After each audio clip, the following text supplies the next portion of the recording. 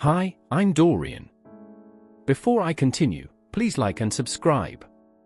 You know those moments when you look back and realize all the red flags were there waving right in your face? That's how I feel about my stepmom, Karen, and her daughter, Ashley. They joined our family 5 years ago when my dad Tom remarried, and I really tried to make it work. I mean, I was 25 then, living in my own place, so I figured having a stepmom wouldn't impact my life much. Boy, was I wrong. Everything changed when I proposed to Emma, my girlfriend of 3 years. She's this amazing kindergarten teacher who somehow manages to make everyone around her feel special. The day I proposed, I called my dad first. He was thrilled. Then Karen got on the phone. "Oh, honey, that's wonderful. I'll help plan everything. Ashley and I are experts at this stuff. We planned her cousin's wedding last year. You know, that should have been my first warning." Every conversation somehow turned into a story about Ashley or her accomplishments, but I was optimistic and Emma kept saying how nice it was that Karen wanted to be involved. The first planning meeting set the tone for everything that followed.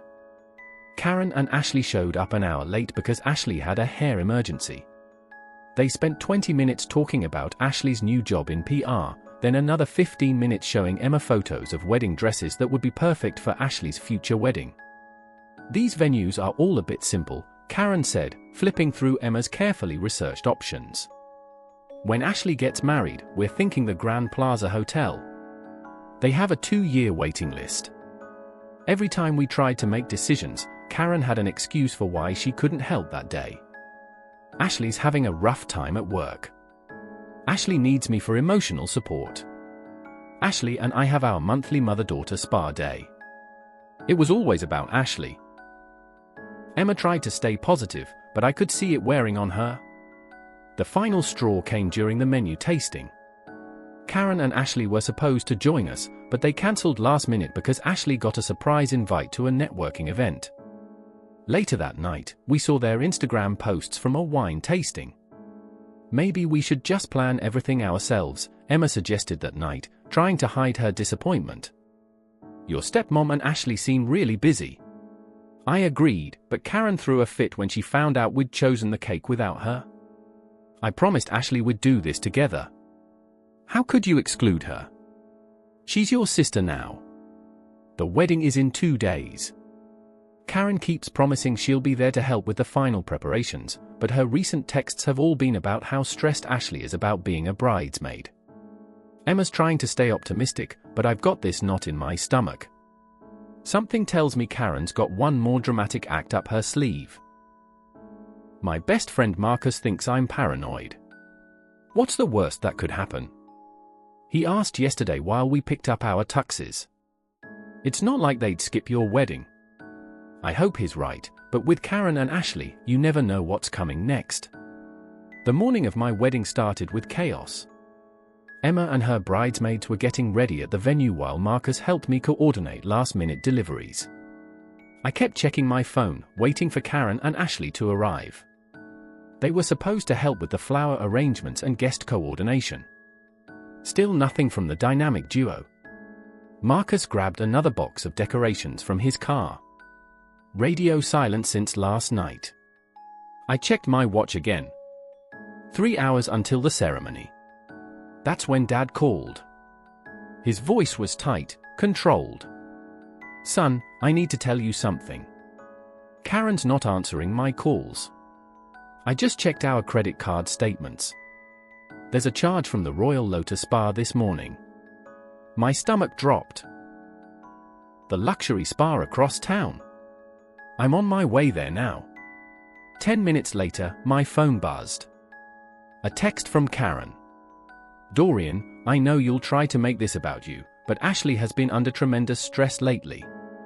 These bridesmaid duties have been overwhelming her anxiety. She needed her mother today, and I won't apologize for putting my daughter's mental health first. You're an adult. You don't need me there like she does. I'm sure your wedding will be fine without us." I showed the message to Marcus, who let out a string of creative curses. "Want me to post it online? Let everyone see what they're really like." No, I said, even though I was tempted. Let's just focus on the wedding. Dad arrived 30 minutes later, his face red with anger. I saw them through the spa window getting matching facials. Karen waved at me like nothing was wrong. I'm so sorry, son. I've been blind to this for too long.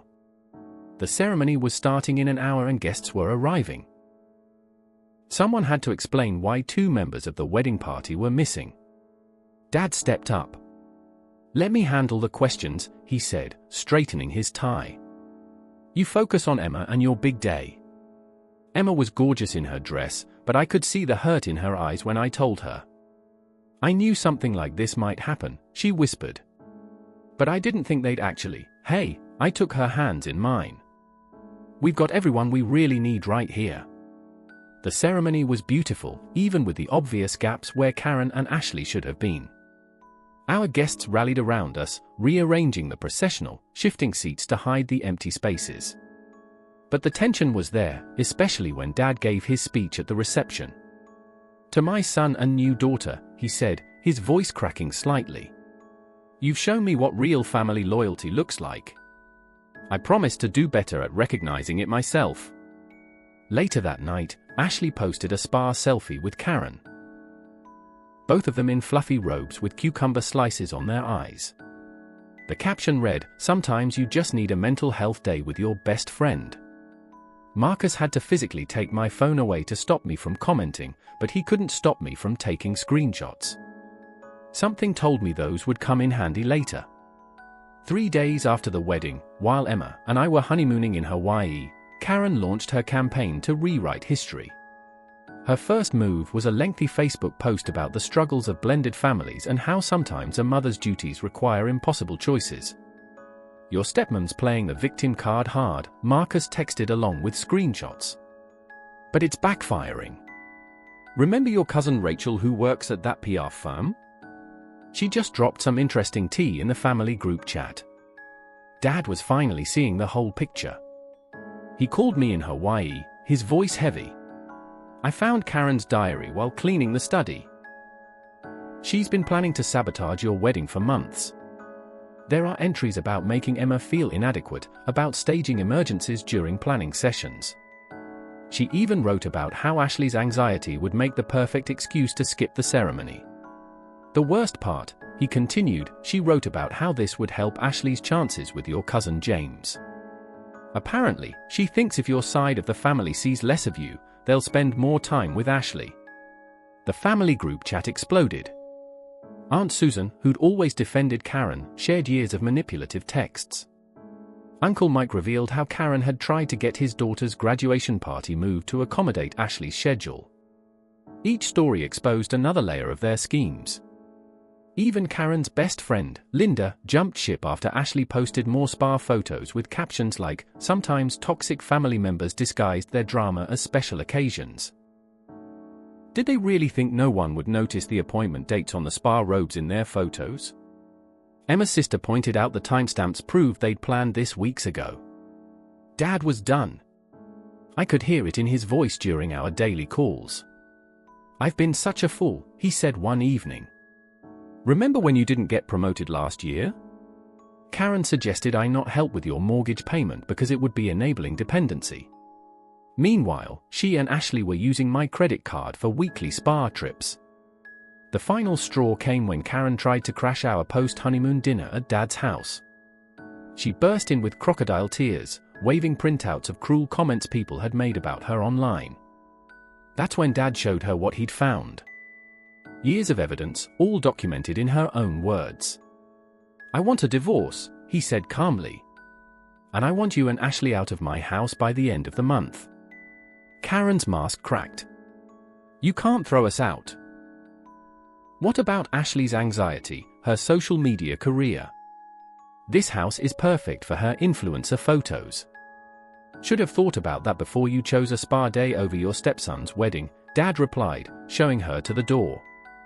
"I'm sure you can post about your journey to healing from wherever you end up next." Looking back, maybe we should thank them.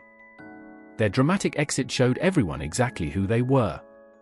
No explanation needed.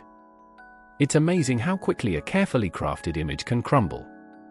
Within weeks of Dad starting divorce proceedings, Karen's social circle evaporated like morning dew. Their perfectly curated lifestyle gone. Turns out most of it was funded by Dad's credit cards, which he'd finally cancelled. "You should see the evidence my lawyer found," Dad told me over dinner. 5 years of systematic manipulation.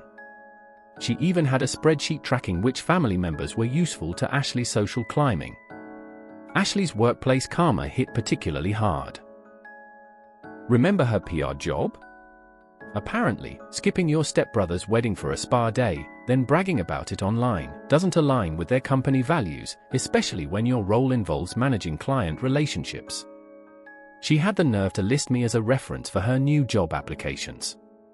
Marcus laughed, showing me his phone, like I wouldn't mention how she handled family commitments.